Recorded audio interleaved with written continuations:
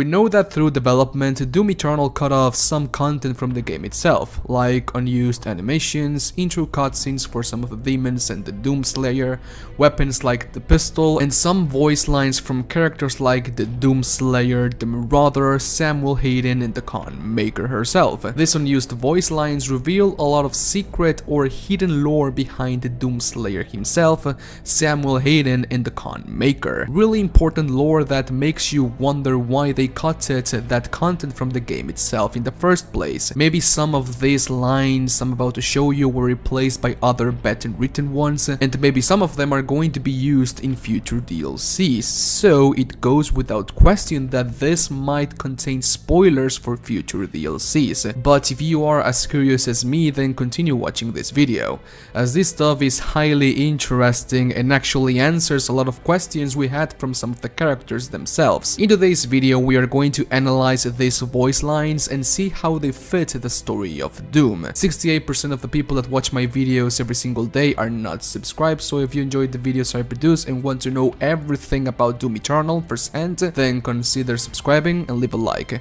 Thanks for the support and enjoy the videos. So the character voice lines that we are going to be talking about are from the Slayer, Conmaker, and Samuel Hayden. The Marauder doesn't reveal anything important, he's just telling the Slayer how he's going to kill him, and that's it. Let's take a look into the lines of the Doomslayer, as they reveal more of the interaction between the Night Sentinels and him when he first reached Sentinel Prime. You have no idea what's coming. Please, you must listen to me. They are coming for you all. They will leave nothing left. Get your hands off me! The demons, they are everywhere! I've killed bigger and worse than you. Doom Eternal only showed 2 cutscenes of the past of the Slayer in Sentinel Prime and his time with the Sentinels, but these unused voice lines point out that it wanted to flesh out the past of the Doomslayer even more in the game, but maybe they decided to flesh out his background more in the upcoming DLC.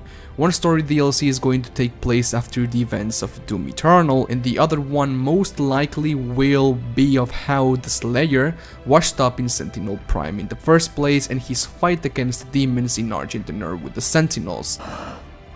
Please, you must listen to me. They are coming for you all.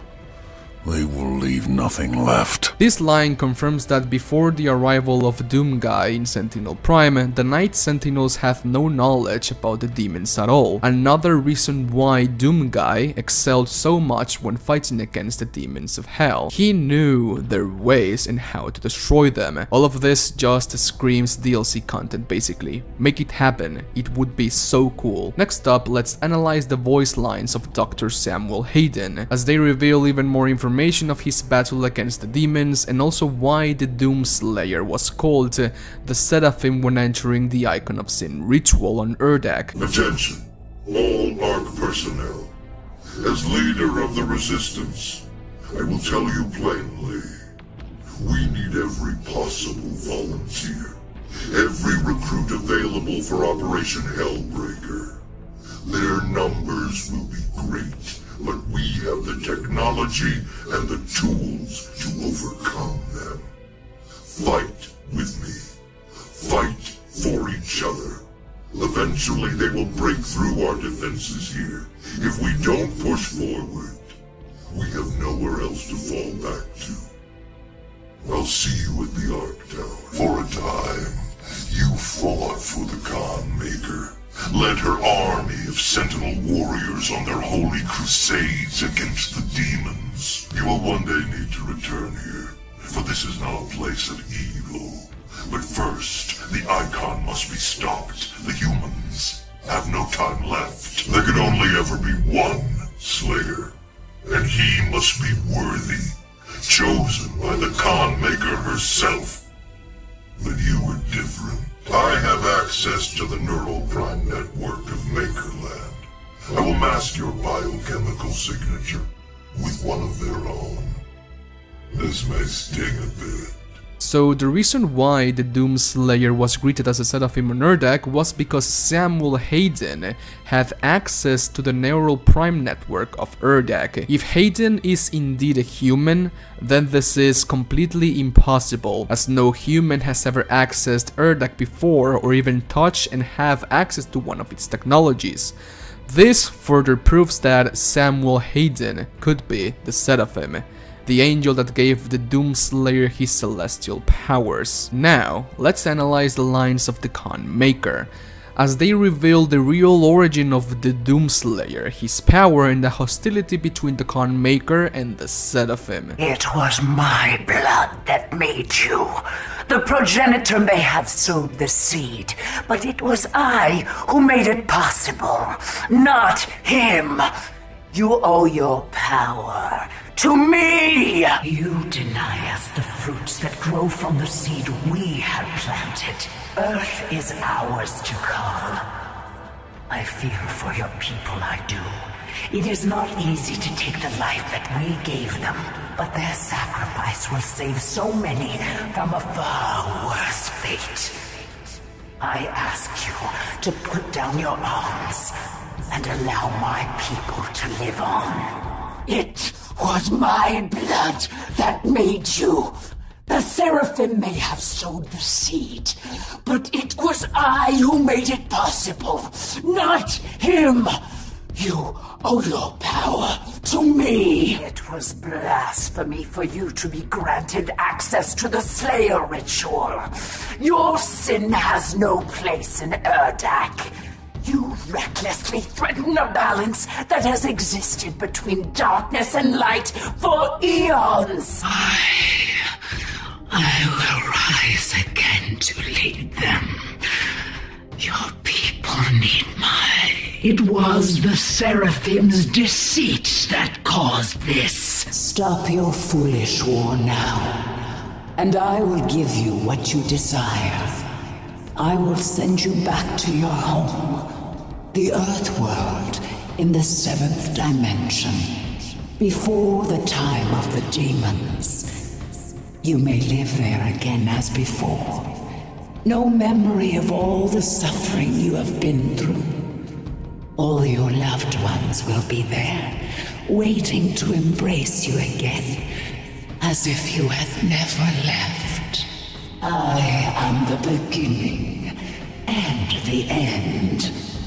You cannot resist my will, for it was you who was meant to enforce it. Your actions against the priests won't stop us. You could have taken a place alongside the Makers for eternity. Now you shall be extinguished, as is the fate of all lesser beings. Turn your gaze to Earth, Slayer. Witness the result of your folly. When the Icon is unleashed, their fate is sealed. They could have been repurposed, harnessed, used. Because of you, they shall burn instead. What a waste. This confirms outright that there's a multiverse in the Doom universe, and that the Earth that Doomguy is trying to save in Doom Eternal is not the same Earth from the classic Doom games. The Slayer is from the Earth world of the 7th dimension, where he had a family, loved ones that he had to leave behind to continue his crusade against the demons of hell. It also talks about how the origin of the power of the Doomslayer is from the blood of the Makers, and that the Seraphim was the one who planted the seeds of that power into the Slayer himself. The progenitor is the first that came by, the first one to come, to rise. In other words, the progenitor is the father. This heavily implies that the seed that was planted inside the Slayer was the power of the father himself. That's why there is also an unused voice line of an Urdak AI greeting the Slayer as the progenitor. Welcome, progenitor. Also, most of the lines of the Conmaker could fit really well in the backstory of the Slayer being on Sentinel Prime. I will rise again to lead them. Your people need Also, this line heavily implies that the Conmaker is not dead, and that the Conmaker might actually transfer his consciousness from her own body to the other one that was in Urdak below the water. So I really hope that id Software fleshes out that part of the story of Doom, as it is very cool. Thanks for watching. And so, case buttons, that's all the time I had for today's video. Please let me know what you think about this video down in the comment section. Leave a like if you did and a dislike if you disliked it. Thanks to all of my patrons who made this video possible, and links to all of my social accounts will be down below. Thanks for watching. Adios.